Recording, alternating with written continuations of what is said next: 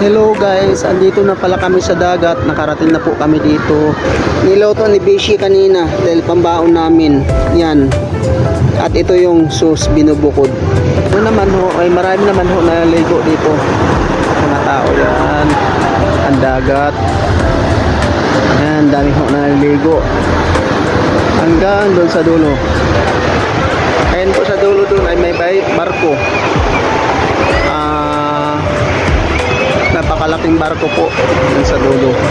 Malapit na rin ho ang summer, kaya siguro marami na rin ang naliligo.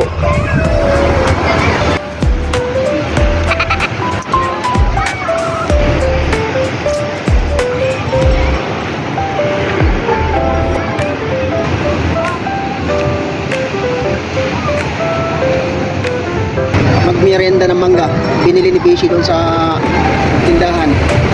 Yan ho, 50 pesos ho ito. Ayan ho. Siya na lang ho ang magbibigyo dahil ako'y sisisid na sa dagat. Okay.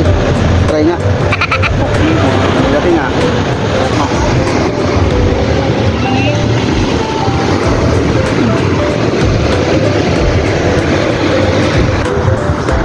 Hello guys, papunta na po kami sa barko.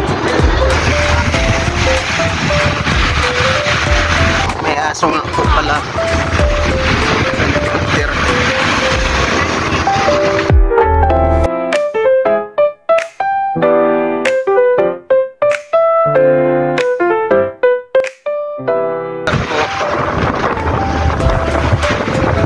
Tao sa taas, nag-aakyatan sa barko.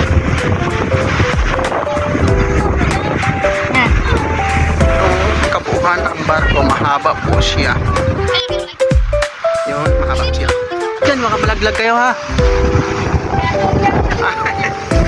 Mano kayo no? Baka mapipilayan.